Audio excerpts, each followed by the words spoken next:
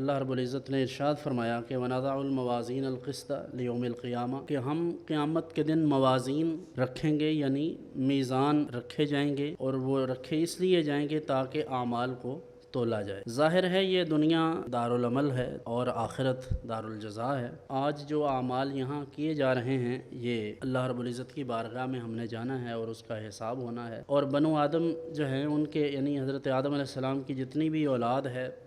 ان کے منہ سے نکلے ہوئے اقوال اور ان کے تمام افعال ان کا وزن کیا جائے گا۔ نبی کریم صلی اللہ علیہ وسلم سے حضرت سیدنا ابو ہریرہ رضی اللہ عنہ روایت کرتے ہیں کہ دو کلمے ایسے ہیں جو اللہ کے ہاں بہت ہی محبوب ہیں، حبیبتان اے محبوبتان، اللہ رب العزت کو بہت پسند ہیں، خفیفتان علی اللسان، جو بولنے میں زبان پر بہت ہلکے ہیں، یعنی ان میں ثقل نہیں ہے، لیکن ثقیلتان فی المیزان، کل قیامت کے دن میزان پر، جس میزان کی ابھی بات ہوئی ہے، جہاں اعمال کو تولا جائے گا، اقوال کو تولا جائے گا،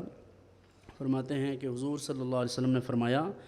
کہ دو کلمے جو اللہ کو بہت زیادہ محبوب ہیں اور زبان پر بولنے میں بہت ہلکے ہیں، یعنی دقت نہیں ہوتی، بڑی مشقت نہیں اٹھانا پڑتی ان کو بولنے کے لیے، لیکن کل قیامت کے دن یہ اس میزان پر بہت بھاری ثابت ہوں گے جہاں لوگوں کے اعمال کا وزن کیا جائے گا۔ اور وہ دو کلمے کیا ہیں؟ سبحان اللہ و بحمدہ، سبحان اللہ العظیم۔ اب یہ بظاہر کلام ہیں چھوٹے چھوٹے، لیکن حقیقت یہ ہے کہ اللہ رب العزت کی رحمت بہانے تلاش کرتی ہے۔ اس پر بھی بعض اہل علم یہ کہتے ہیں کہ یہ ان لوگوں کے لیے ہے جو اللہ رب العزت کی عبادت کرنے والے، اللہ کا خوف دل میں رکھنے والے، اور بہت ساری عبادت اور ریاضت میں مشغول رہنے والے لوگ ہیں۔ اسی مفہوم کی اور بھی کئی ایک احادیث آپ کو ملتی ہیں ذکر و اذکار کے حوالے سے، جیسے ایک حدیث میں نبی کریم صلی اللہ علیہ وسلم نے فرمایا کہ آیت الکرسی جو ہے،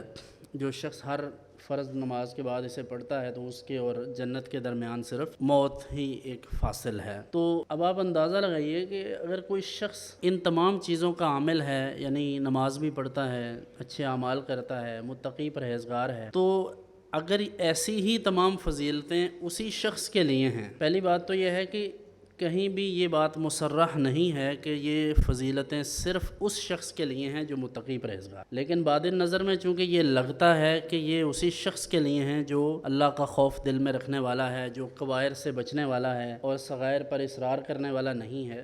لیکن حقیقت یہ ہے کہ اللہ رب العزت کی رحمت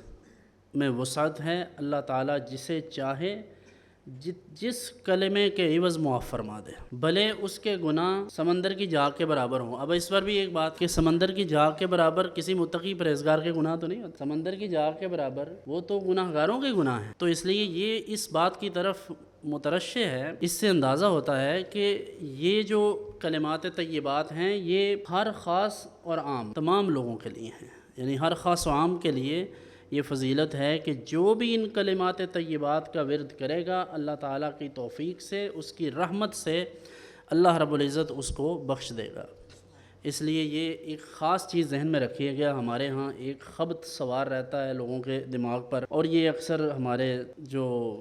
طلباء ہوتے ہیں وہ اس طرح کی چیزیں ذہن میں رکھتے ہیں۔ تو اس بابت یہ حدیث بھی آپ کے ذہن میں ہوگی کہ حضور صلی اللہ علیہ وسلم نے فرمایا شفاعتی لأہل الکبائر من امتی، کہ میری شفاعت میری امت کے بڑے گناہ کرنے والوں کے لیے، کبائر کے مرتکب جو ہیں ان کے لیے بھی ہے۔ یہ حدیث پاک وہاں ریاض الجنہ میں بھی لکھی ہوئی ہے انہوں نے۔ ان کلمات طیبات کو پڑھنا سعادت مندی ہے، لیکن یہ ہر ایک کے لیے یہ دروازہ کھلا ہے۔